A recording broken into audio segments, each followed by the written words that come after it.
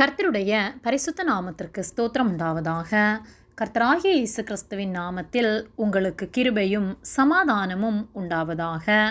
இந்த நாளுக்குரிய தியானத்திற்கான தேவ வார்த்தை எரேமியா அதிகாரம் 19 வசனம் 15. இதோ நீங்கள் என் வார்த்தைகளை கேளாதபடிக்கு உங்கள் கழுத்தை கடினப்படுத்தினபடியினால் நான் இந்த நகரத்துக்கு விரோதமாய் சொன்ன எல்லா தீங்கையும் இதன் மேலும் இதற்கடுத்த பட்டணங்களின் மேலும் வரப்பண்ணுவேன் என்று இஸ்ரவேலின் தேவனாகிய சேனைகளின் கர்த்தர் சொல்லுகிறார் என்றான்.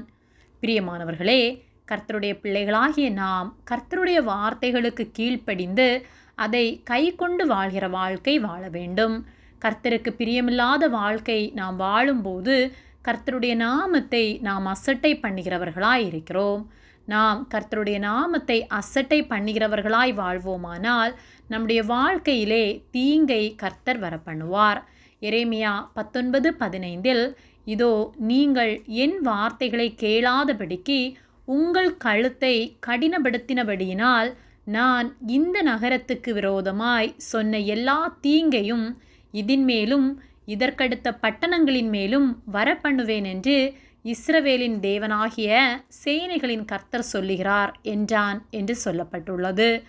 நாம் கர்த்தருடைய வார்த்தைகளை கை கொண்டு வாழாமல் அவருக்கு பிரியமில்லாத காரியங்களை செய்யும்போது நமக்கு மாத்திரமல்ல, நாம் இருக்கிற பட்டணத்திலே, நாம் இருக்கிற தேசத்திலே தீங்கு உண்டாகும். நம் நிமித்தமாய் நம்முடைய தேசம் பாதிக்கப்படாதபடிக்கு, நம் குடும்பம், நம்முடைய ஜனங்கள் பாதிக்கப்படாதபடிக்கு கர்த்தர் விரும்புகிற பரிசுத்தத்தோடு வாழ்ந்து அவர் நாமத்தை மகிமைப்படுத்துகிறவர்களாய் இருக்க வேண்டும். நாம் நற்சாட்சி உள்ள வாழ்க்கை வாழ்ந்து அதிநிமித்தமாக அநேகரை கர்த்தருக்கு நேராக நடத்துகிறவர்களாய் இருக்க வேண்டுமே அல்லாமல், நாம் தீங்கு செய்து அதிநிமித்தமாய் நம் பிள்ளைகள், நம் தலைமுறை, நம்முடைய குடும்பம், நம்முடைய தேசம் என எல்லாவற்றையும் தீங்குக்குள்ளாக நடத்துகிறவர்களாக இருக்கக்கூடாது.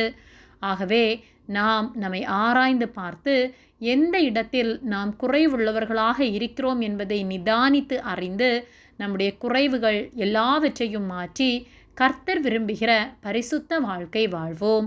கர்த்தருக்கு கீழ்ப்படிந்து அவர் வார்த்தைகளின்படி வாழும்போது கர்த்தர் நம்மை ஆசீர்வதிப்பார். ஆகவே கர்த்தருக்கு பயந்து அவருக்கு உண்மை உள்ளவர்களாய் வாழ்ந்து நாம் இருக்கிற தேசத்திற்கு சேமத்தை உண்டு பண்ணுவோம். கர்த்தர் நம் தேசத்தை ஆசீர்வதித்து நம் நிமித்தமாக நம்முடைய ஜனங்கள் அவரை அறிந்து கொள்ள கர்த்தர் உதவி செய்வாராக. ஆமேன். ஜெபம். எங்களை அதிகமாக நேசித்து வழிநடத்தி வருகிற எங்கள் அன்பின் பரிசுத்த பிதாவே, இந்த நாளையும் நாங்கள் காணும்படியாக நீர் எங்களுக்கு ஜீவனை தந்த உம்முடைய அன்பிற்காக நாங்கள் உமக்கு நன்றி செலுத்துகின்றோம். நாங்கள் தியானித்த வார்த்தையின்படியே நாங்கள் ஒவ்வொரு நாளும் உம்முடைய வார்த்தைகளை கை கொண்டு பரிசுத்தமாய் எங்களை காத்து உமக்கு பிரியமாய் வாழ நீர் உதவி செய்யும்படியாய் ஜெபிக்கின்றோம். எங்கள் நிமித்தமாய் எங்கள் தேசத்திற்கு தீங்கு வராதபடிக்கு எங்களை நீர் போதித்து பரிசுத்த வழியில் நடத்தும்படியாய் ஜெபிக்கின்றோம்.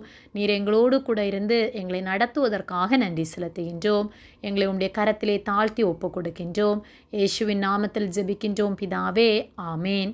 கர்த்தர் உங்களை ஆசீர்வதிப்பாராக.